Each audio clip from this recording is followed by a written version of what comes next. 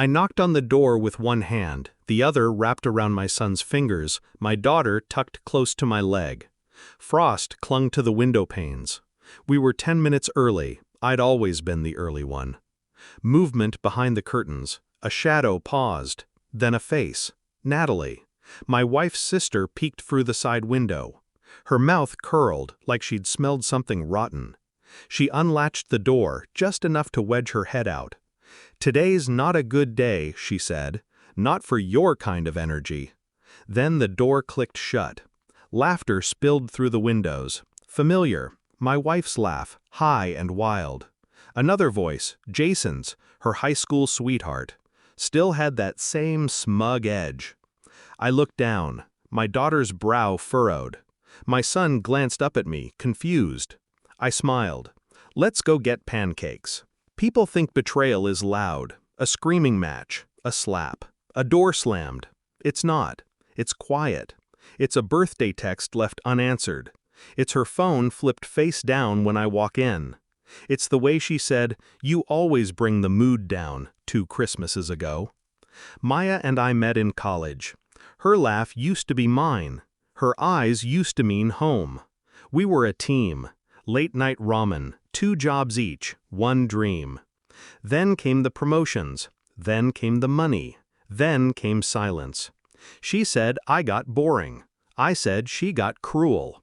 But we stayed. For the kids, for the house, for the photo frames that made us look happy.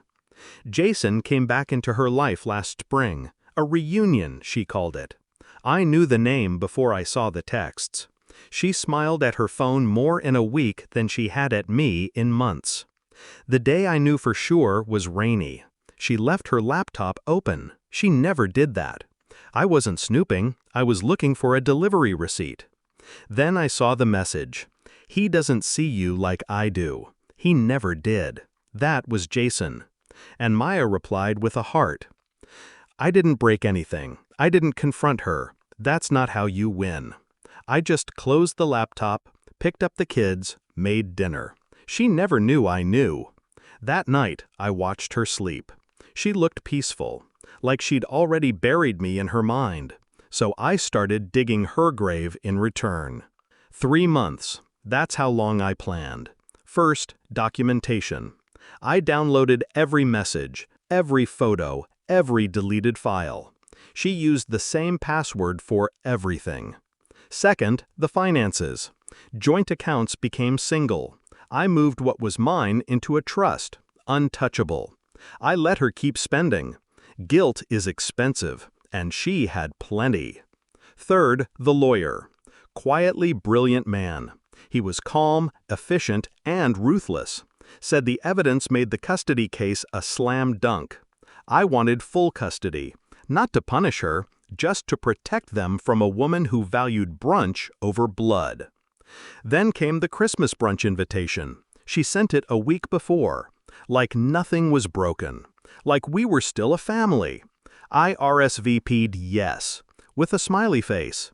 She didn't know I knew the guest list. Jason, Natalie, half her friends, none of mine. That wasn't a brunch. That was a celebration of her new life, of my funeral. She didn't know I'd already written the eulogy.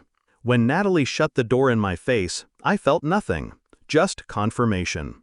We drove to a diner 5 miles away. I ordered a short stack for them and coffee for me. My daughter kept looking at me like she expected an explanation. "You're safe," I said. "That's all that matters." 10 minutes later, the phone rang. It was her brother. Panicked. "What did you do?" I didn't answer, just smiled. He stammered something about the police, about Maya screaming, about Jason's car being gone and everyone crying. She found the envelope under her tree, the one I slid through the mail slot after we left. It had a bow. Inside, a printed transcript of every message, every lie, every expense charged to our joint card for hotels, drinks, lingerie, and a note. "You chose them. I chose truth." But that wasn't the masterpiece. The real blow was the house. The deed transfer happened a week ago, quietly. The mortgage refinanced in her name only. She wanted independence. I gave it to her, with interest. The next day, she found the locks changed. My lawyer sent the paperwork. She got nothing. No spousal support. Limited visitation. Her friends stopped calling. Even Jason ghosted her. Turns out his loyalty had a shelf life. She showed up once, at my place, unannounced, tear-streaked, shaking. "You ruined me," she said. "No," I said. "You did that yourself.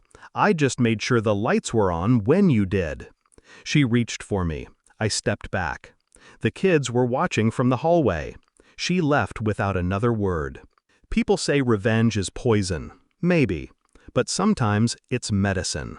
A bitter pill that flushes out the infection. Now, every Christmas, I make pancakes. We laugh. We burn some.